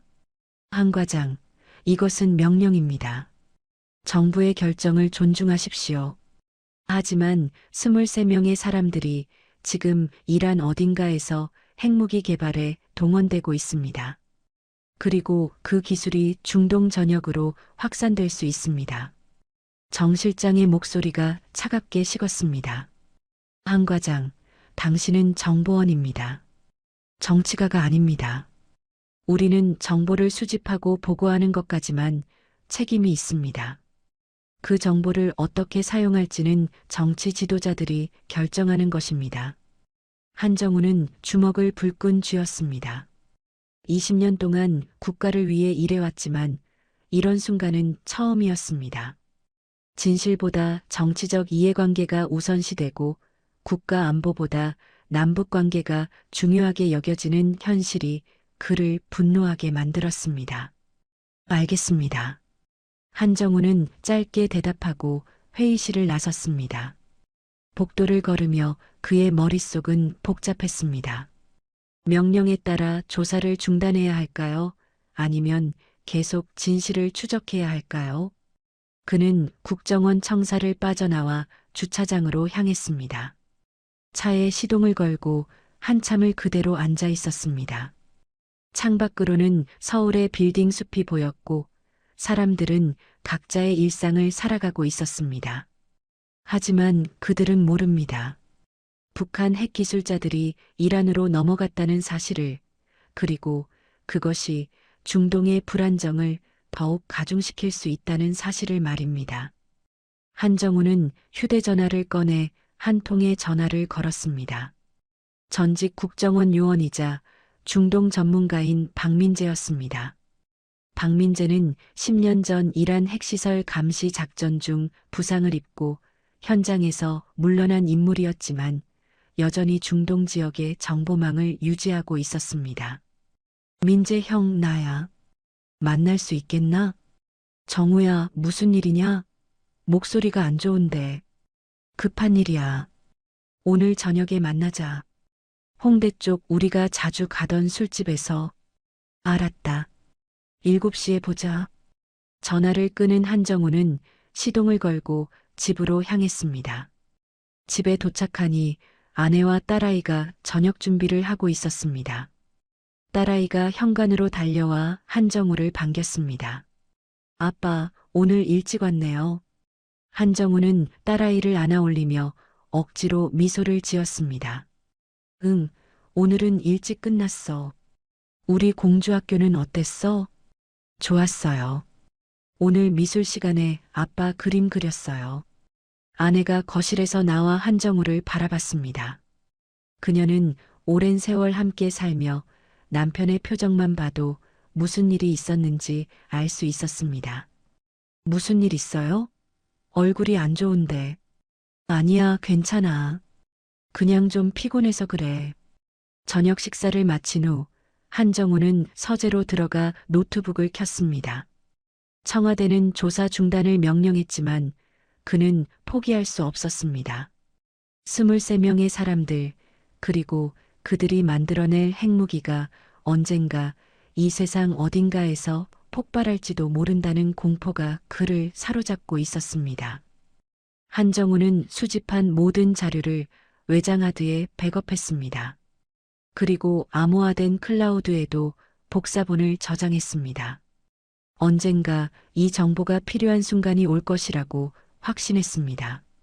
저녁 7시 한정우는 홍대의 작은 술집에서 박민재를 만났습니다.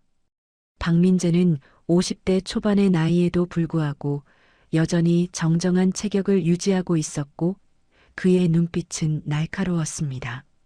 10년 전 작전에서 다리에 부상을 입었지만 그는 여전히 이 분야의 전문가였습니다. 정우야, 무슨 일인지 말해봐.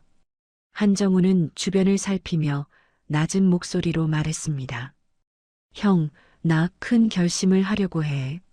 상부의 명령을 어기고 혼자 움직이려고. 박민재의 표정이 굳어졌습니다. 무슨 소리야? 그게 무슨 말이냐? 한정우는 지난 몇 주간 있었던 모든 일을 박민재에게 털어놓았습니다.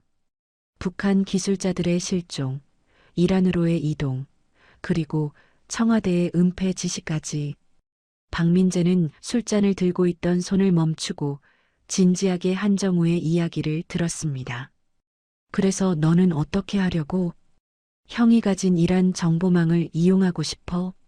그들이 지금 어디에 있는지, 무엇을 하고 있는지 확인하고 싶어? 그리고 가능하다면 구출하고 싶어? 박민재는 한참을 침묵하다가 천천히 고개를 끄덕였습니다. 정우야, 내가 무슨 생각을 하는지 알겠어. 하지만 이건 내 경력을 끝장낼 수도 있는 일이야. 아니, 경력뿐만 아니라 내 인생 전체를 망칠 수도 있어.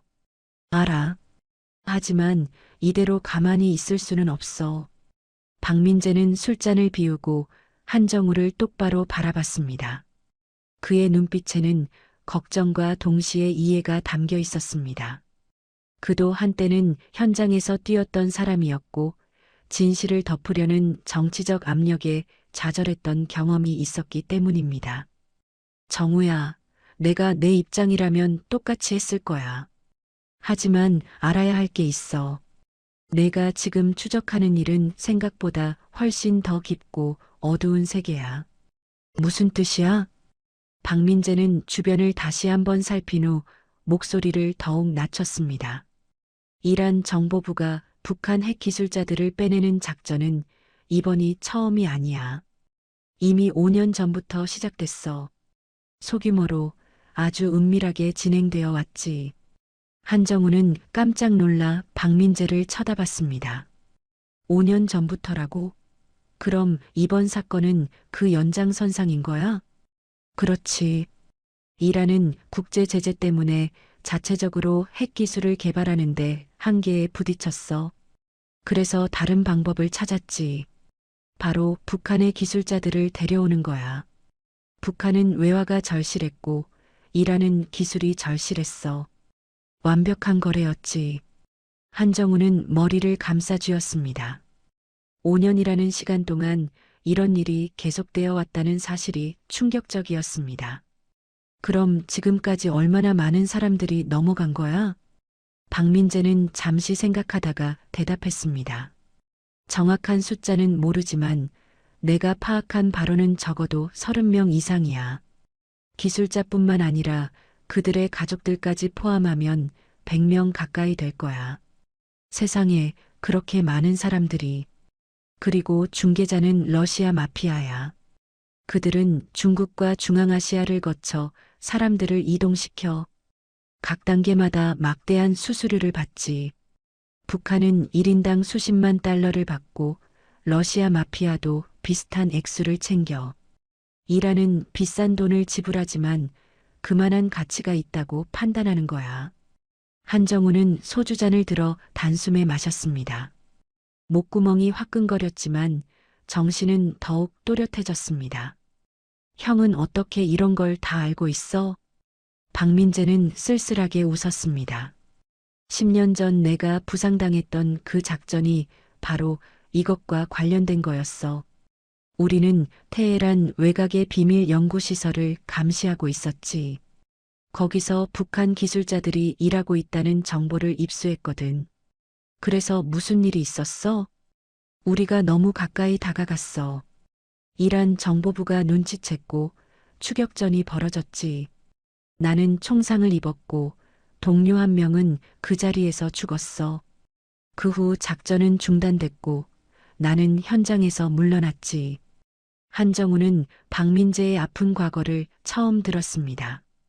그동안 박민재는 자신의 부상에 대해 자세히 말한 적이 없었습니다. 미안해, 형. 몰랐어. 괜찮아. 이미 오래전 일이야. 중요한 건 내가 지금 무엇을 하려는지야. 박민재는 가방에서 낡은 서류 가방을 꺼냈습니다. 그리고 그 안에서 몇 장의 사진을 꺼내 한정우에게 건넸습니다. 이게 뭐야? 테헤란 외곽 연구시설의 위성 사진이야. 10년 전 우리가 감시하던 곳이지. 지금도 운영되고 있을 거야. 내가 찾는 사람들이 거기 있을 가능성이 높아. 한정우는 사진들을 하나하나 살펴봤습니다. 사막 한가운데 자리 잡은 연구시설이었고 높은 담장과 경비 초소들이 보였습니다. 건물은 겉으로 보기에는 평범한 공장처럼 보였지만 위성사진으로 확대해 보면 특수한 보안 장치들이 설치되어 있었습니다. 형, 이곳의 정확한 좌표를 알 수 있어? 박민재는 고개를 끄덕이며 종이에 좌표를 적어 건넸습니다. 하지만 정우야, 내가 거기 직접 갈 생각은 하지 마. 이란은 지금 매우 위험한 곳이야. 외국 정보원이 적발되면 즉시 체포되고 최악의 경우 처형될 수도 있어. 알아. 직접 가려는 건 아니야. 다만 확인하고 싶어. 그들이 정말 거기 있는지, 그리고 무슨 일을 하고 있는지. 그럼 어떻게 할 건데? 한정우는 잠시 생각하다가 말했습니다. 민간 용병 조직을 이용할 거야. 정찰 임무만 수행하도록. 그들이 촬영한 영상과 사진만 있으면 충분해. 박민재는 고개를 저었습니다. 너무 위험해. 용병들이 적발되면 너한테까지 추적이 올 거야. 다른 방법이 없어, 형. 나는 이 일을 끝까지 밝혀내야 해. 박민재는 한참을 침묵하다가 한숨을 내쉬었습니다. 알았어. 내가 아는 사람을 소개해 줄게. 전직 특수부대 출신으로 중동 지역에서 활동하는 용병이야. 신뢰할 수 있는 사람이고 이런 종류의 일을 많이 해봤어. 정말이야? 고마워, 형. 하지만 조건이 있어. 내가 만약 위험에 처하면 나는 모른 척할 거야. 공식적으로는 우리가 오늘 만난 적도 없는 거야. 내 가족을 지켜야 하니까. 한정우는 고개를 끄덕였습니다. 당연하지. 나도 형을 연루시키고 싶지 않아. 이건 내 선택이고 내 책임이야. 박민재는 휴대전화를 꺼내 연락처 하나를 한정우에게 전송했습니다. 이 사람 이름은 마이크 데이비스야. 영국 SAS 출신이고 지금은 개인 보안 컨설팅 회사를 운영해. 내 이름을 대면 도움을 줄 거야. 비용은 얼마나 들까? 생각보다 많이 들 거야. 아마 수만 달러는 각오해야 할 거야. 내가 감당할 수 있어? 한정우는 잠시 생각했습니다. 그는 20년 동안 모아둔 저축이 있었지만 그것을 이런 일에 쓴다는 것은 가족에게 미안한 일이었습니다. 하지만 달리 방법이 없었습니다. 해볼게. 어떻게든 방법을 찾아볼게. 그리고 정우야, 한 가지 더 알아둬야 할 게 있어. 박민재의 표정이 더욱 심각해졌습니다. 북한 기술자들은 강제로 끌려간 게 아니야. 적어도 대부분은 자발적으로 선택한 거야. 한정우는 놀란 표정으로 박민재를 바라봤습니다. 자발적이라고? 그게 무슨 말이야? 북한에서 그들이 받는 대우는 형편없어? 굶주림에 시달리고 언제 숙청당할지 모르는 공포 속에서 살아가지. 이라는 그들에게 새로운 삶을 제안했어. 안전한 환경, 충분한 식량, 그리고 가족과 함께 살 수 있는 기회. 많은 사람들이 그 제안을 받아들였어. 한정우는 머리가 복잡해졌습니다. 그는 지금까지 이들을 구출해야 할 피해자로 생각했습니다. 하지만 만약 그들이 스스로 선택한 것이라면 상황이 달라졌습니다. 하지만 형, 그들이 만드는 기술은 결국 무기가 될 거야. 중동의 불안정을 더 키우고 언젠가 수많은 사람들을 죽일 수도 있어. 맞아. 그게 바로 이 문제의 딜레마야. 그들 개인의 선택과 자유를 존중해야 하는가, 아니면 더 큰 공공의 안전을 위해 그들을 막아야 하는가. 두 사람은 한참 동안 침묵했습니다. 술집 안에는 다른 손님들의 웃음소리와 대화소리가 들렸지만 한정우와 박민재의 테이블은 무겁고 침울한 분위기에 휩싸여 있었습니다.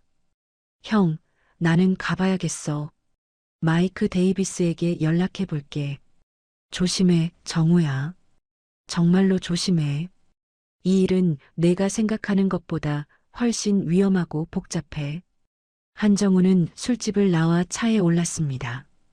밤하늘에는 별이 총총히 빛나고 있었고 서울의 거리는 여전히 활기차게 빛나고 있었습니다. 하지만 그의 마음은 이미 멀리 중동의 사막으로 향하고 있었습니다. 집으로 돌아가는 길에 한정우는 많은 생각을 했습니다. 박민재가 말한 딜레마, 개인의 자유와 공공의 안전. 그는 답을 찾을 수 없었습니다. 하지만 한 가지는 확실했습니다. 진실을 밝혀야 한다는 것, 그리고 23명의 사람들이 지금 무엇을 하고 있는지 확인해야 한다는 것입니다. 집에 도착했을 때 아내와 딸은 이미 잠들어 있었습니다. 한정우는 조용히 서재로 들어가 노트북을 켰습니다. 박민재가 준 좌표를 구글 어스에 입력하고 그곳의 위성사진을 확대해서 봤습니다. 사막 한가운데 고립된 연구시설, 높은 담장과 경비초소들. 그곳에서 북한 사람들이 새로운 삶을 살고 있었습니다. 아니, 어쩌면 새로운 감옥에 갇혀 있는지도 몰랐습니다. 한정우는 박민재가 보내준 마이크 데이비스의 연락처를 저장했습니다. 그리고 내일 아침 일찍 연락하기로 마음먹었습니다. 이제 돌이킬 수 없는 강을 건너는 것입니다. 국정원을 배신하고 정부의 명령을 어기고 혼자의 힘으로 진실을 추적하는 위험한 여정. 하지만 한정우는 후회하지 않았습니다. 이것이 옳은 일이라고 믿었기 때문입니다. 창밖으로 서울의 야경이 고요하게 빛나고 있었습니다. 한정우는 그 불빛들을 바라보며 생각했습니다.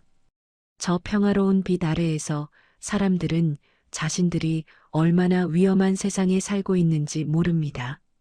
북한의 핵기술이 중동으로 흘러가고 언젠가 그것이 이 평화를 산산조각 낼지도 모른다는 사실을 말입니다. 2달이 흘렀습니다. 2019년 봄 한정우는 국정원에 사직서를 제출했습니다. 공식적으로는 개인적인 사유였지만 모두가 알고 있었습니다.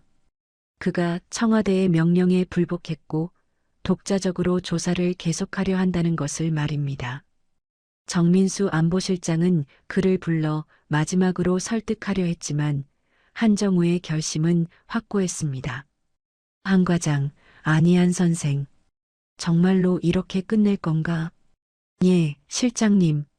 저는 더 이상 진실을 묻어두는 일에 동참할 수 없습니다.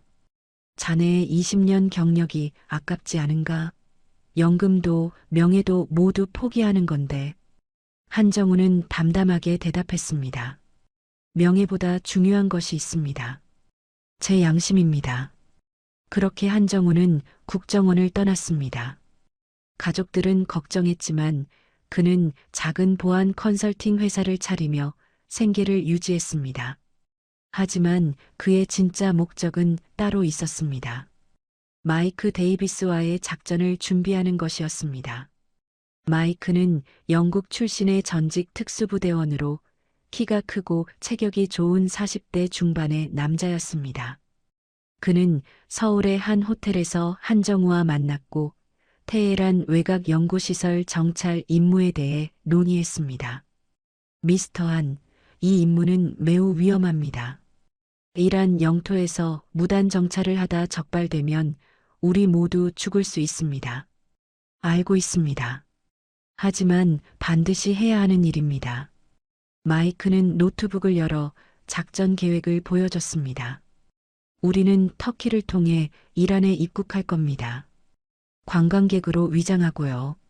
테헤란에 도착한 후 현지 협력자의 도움을 받아 연구시설 근처까지 접근할 겁니다.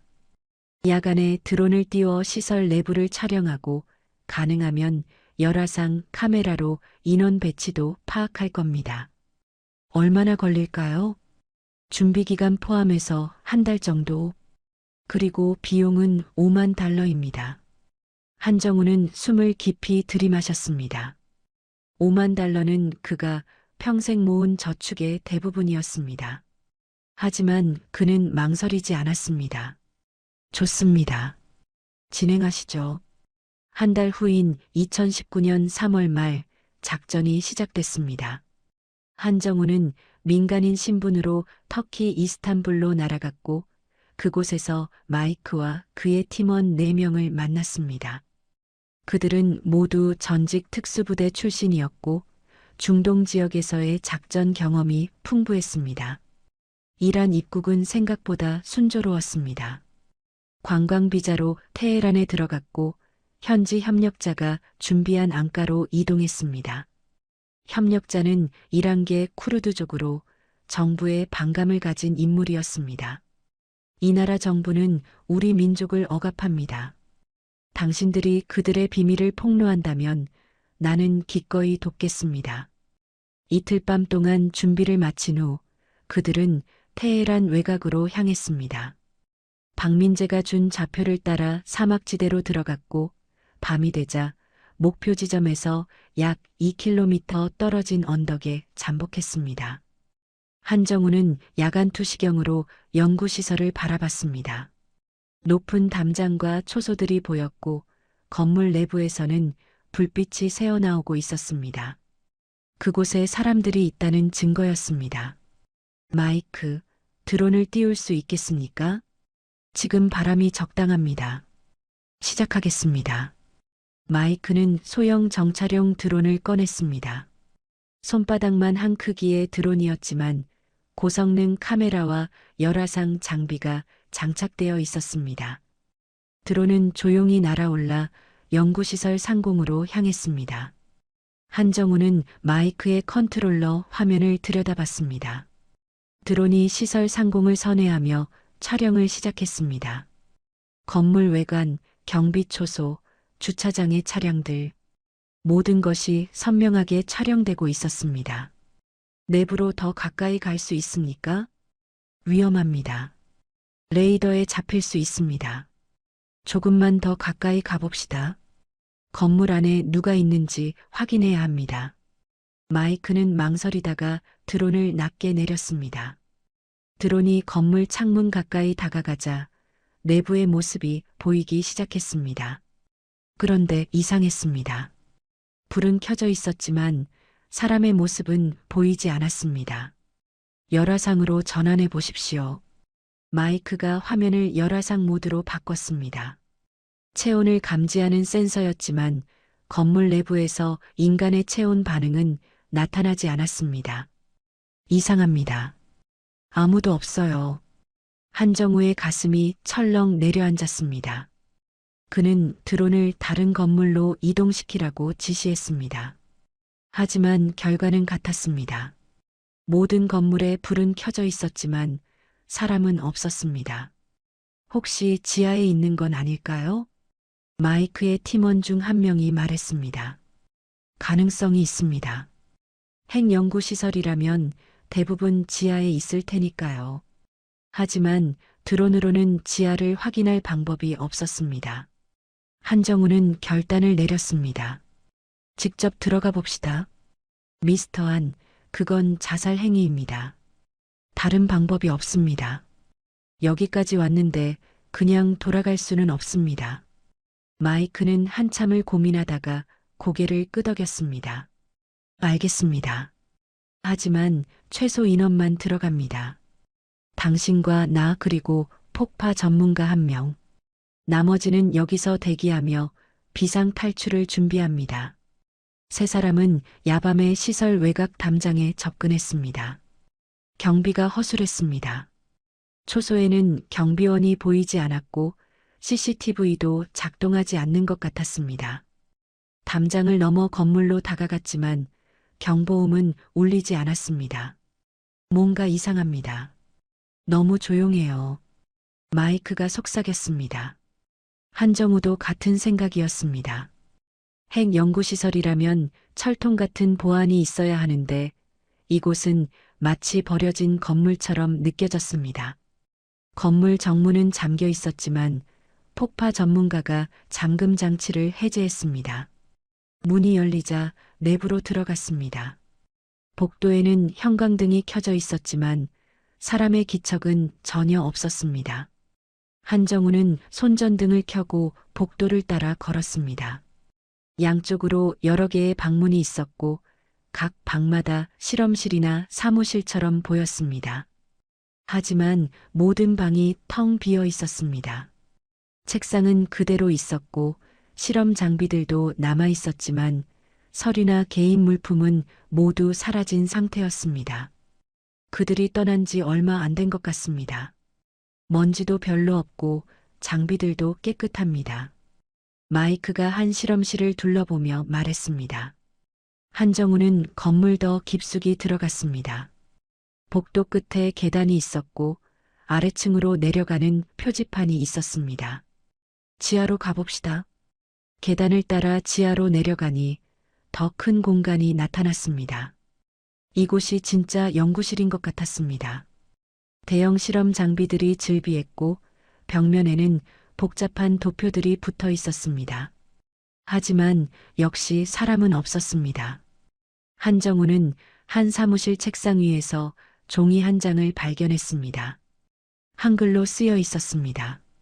손으로 정성스럽게 쓴 글씨였고 내용을 읽는 순간 한정우는 그 자리에 주저앉았습니다. 우리는 선택했습니다. 북에서의 삶은 지옥이었습니다. 굶주림과 공포 속에서 매일을 살았습니다. 이라는 우리에게 새로운 기회를 주었습니다. 안정과 자유, 그리고 가족과 함께할 수 있는 시간. 우리가 만드는 기술이 무기가 될 수도 있다는 것을 압니다. 하지만 우리도 살아야 합니다. 제발 찾지 마세요. 우리는 다시 돌아가고 싶지 않습니다. 한정우는 종이를 손에 쥔 채 고개를 떨구었습니다. 그가 구하려던 사람들은 구원을 원하지 않았습니다. 그들은 스스로 선택했고 그 선택을 지키고 싶어 했습니다. 미스터 한, 철수해야 합니다. 여기 더 있으면 위험합니다. 마이크의 목소리가 들렸지만 한정우는 움직일 수 없었습니다. 지난 몇 개월간의 모든 노력이 무너지는 것 같았습니다. 그는 진실을 밝히려 했지만 진실은 그가 원했던 것이 아니었습니다. 갑시다. 한정우는 종이를 주머니에 넣고 일어났습니다. 세 사람은 조용히 건물을 빠져나와 대기 중이던 팀원들과 합류했습니다. 그리고 밤의 어둠 속으로 사라졌습니다. 테헤란을 떠나는 비행기 안에서 한정우는 창밖을 바라봤습니다. 이란의 불빛들이 점점 멀어지고 있었습니다. 그리고 그 어딘가에서 23명의 사람들이 새로운 삶을 살고 있었습니다. 자유로운 삶일까요? 아니면 다른 형태의 감옥일까요? 한정우는 답을 알 수 없었습니다. 2023년 가을, 한정우는 서울 강남의 작은 사무실에서 보안 컨설팅 회사를 운영하고 있었습니다. 국정원을 떠난 지 4년이 흘렀고 그 사이 많은 것이 변했습니다. 머리에는 흰머리가 늘었고 얼굴에는 깊은 주름이 생겼습니다. 하지만 그의 눈빛만은 여전히 날카로웠고 과거의 기억들은 여전히 선명했습니다. 회사는 작았지만 안정적이었습니다. 중소기업들의 정보 보안을 컨설팅하고 때로는 개인 고객들의 의뢰도 받았습니다. 평범한 일상이었고 가족들은 안심했습니다. 딸아이는 이제 중학생이 되었고 아내는 남편이 더 이상 위험한 일을 하지 않는다는 사실에 감사했습니다. 어느 화요일 오후 한정우는 사무실에서 고객 보고서를 작성하고 있었습니다. 창밖으로는 가을 햇살이 따스하게 비치고 있었고 거리의 은행나무 잎들이 황금빛으로 물들어가고 있었습니다. 평화로운 오후였습니다. 그때 컴퓨터에서 이메일 알림이 울렸습니다. 한정우는 무심코 받은 편지함을 열었습니다. 발신자는 익명이었고 제목도 없었습니다. 하지만 한정우는 직감적으로 이것이 평범한 이메일이 아니라는 것을 알았습니다. 이메일을 열자 짧은 메시지가 나타났습니다. 한글로 쓰여 있었고 문체는 정중하고 조심스러웠습니다. 한정우 과장님께 오랜 시간이 지났습니다. 저희가 누구인지 아실 겁니다. 과장님께서 저희를 찾으려 애쓰셨다는 것을 알고 있습니다. 테헤란까지 오셨다는 것도 알고 있습니다. 그때 저희는 이미 다른 곳으로 이동한 후였습니다. 과장님을 만나지 못해서 죄송합니다. 하지만 그것이 더 나았을지도 모릅니다. 오늘 이렇게 연락드리는 것은 감사를 전하고 싶어서입니다. 과장님은 저희를 구하려 하셨습니다. 그 마음만으로도 충분히 감사합니다. 저희는 지금 잘 살고 있습니다. 아이들은 학교에 다니고 저희는 연구를 계속하고 있습니다. 북으로 돌아갈 생각은 없습니다. 여기서의 삶이 완벽하지는 않지만 적어도 굶주리지 않고 두려워하지 않아도 됩니다. 저희가 만드는 기술이 무기가 될 수도 있다는 것을 압니다. 그것이 저희가 매일 밤 짊어지고 가는 죄책감입니다. 하지만 과장님, 세상에는 완벽한 선택이란 없습니다. 저희는 가족을 지키기 위해 이 길을 선택했습니다. 부디 저희를 용서해 주십시오. 그리고 더 이상 찾지 말아 주십시오. 저희는 그저 평범하게 조용히 살고 싶습니다. 건강하시길 바랍니다. 과장님의 헌신을 결코 잊지 않겠습니다. 한정우는 화면을 멍하니 바라봤습니다. 눈시울이 뜨거워지는 것을 느꼈습니다. 4년 만에 처음으로 그들의 소식을 들었습니다. 그들은 살아 있었고 가족과 함께 있었습니다. 그것만으로도 다행이었습니다. 한정우는 답장을 쓰려고 커서를 올렸습니다. 하지만 손가락이 키보드 위에서 멈췄습니다. 무슨 말을 해야 할까요? 용서한다고 말해야 할까요? 아니면 돌아오라고 설득해야 할까요? 한정우는 한참을 고민했습니다. 결국 그는 답장을 쓰지 않았습니다. 커서를 내리고 이메일 창을 닫았습니다. 그들이 원하는 것은 평화였습니다. 조용히 방해받지 않고 살아가는 것. 한정우가 답장을 보내는 순간 그들의 위치가 추적될 수도 있었고 그들의 평화가 깨질 수도 있었습니다. 한정우는 의자에 깊이 기대어 천장을 바라봤습니다. 형광등의 하얀 빛이 눈부셨습니다. 그는 지난 4년간의 시간을 떠올렸습니다. 국정원을 떠난 날, 테헤란의 텅 빈 연구실, 그리고 한글로 쓰인 그 편지. 모든 기억이 파노라마처럼 스쳐 지나갔습니다. 그는 자신에게 물었습니다. 옳은 일을 했을까요? 진실을 밝히려 했던 그의 노력은 의미가 있었을까요? 한정우는 답을 찾을 수 없었습니다. 세상은 흑과 백으로 나뉘지 않았습니다. 선과 악이 명확하게 구분되지 않았습니다. 그저 수많은 회색 지대가 있을 뿐이었습니다. 한정우는 창밖을 바라봤습니다. 서울의 거리는 여전히 분주했고 사람들은 각자의 삶을 살아가고 있었습니다.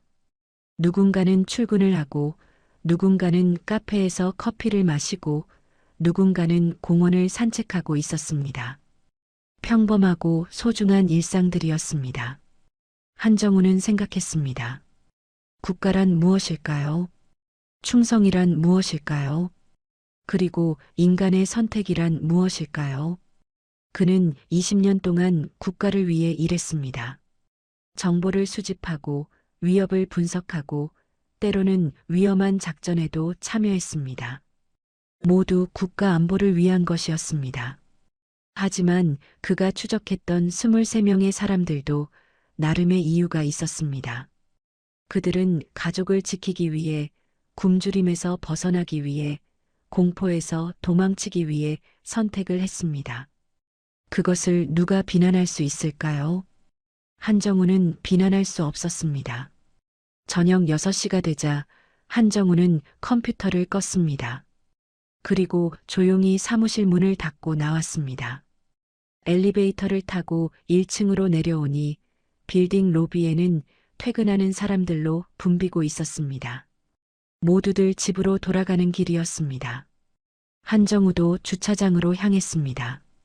차에 시동을 걸고 집으로 가는 길, 그는 라디오를 켰습니다. 뉴스가 흘러나왔습니다.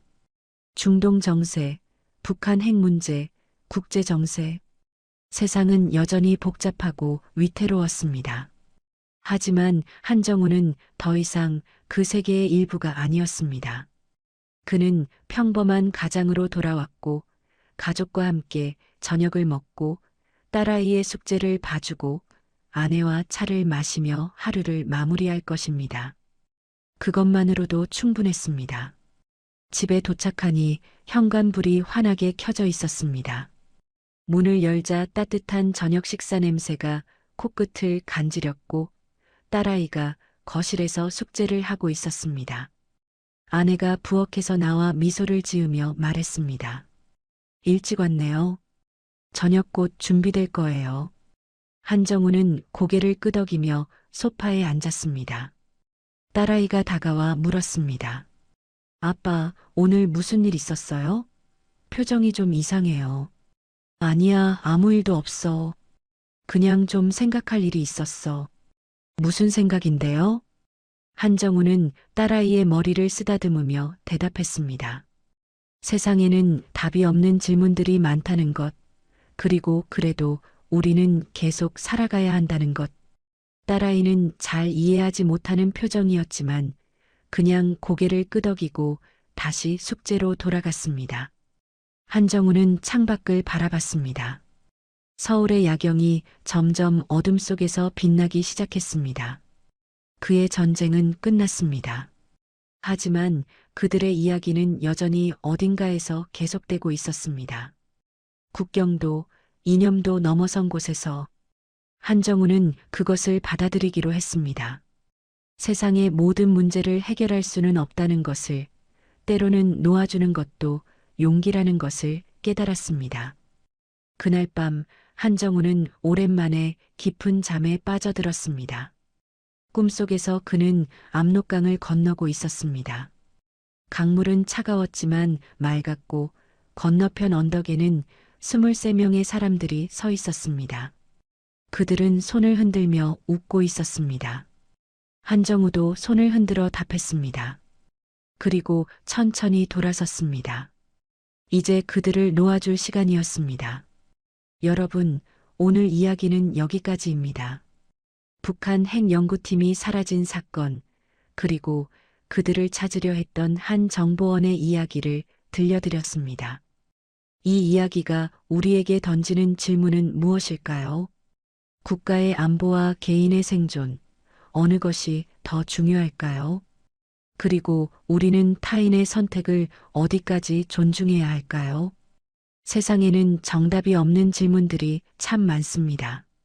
흑과 백으로 나눌 수 없는 회색 지대들이 존재합니다. 하지만 그럼에도 불구하고 우리는 각자의 자리에서 최선을 다해 살아갑니다. 때로는 포기하고 때로는 받아들이며 그렇게 하루하루를 살아가는 것이지요. 오늘 이야기가 여러분께 작은 울림을 주었기를 바랍니다. 구독과 좋아요는 더 좋은 이야기를 만드는 힘이 됩니다. 다음 이야기에서 또 뵙겠습니다. 편안한 밤 되시길 바랍니다.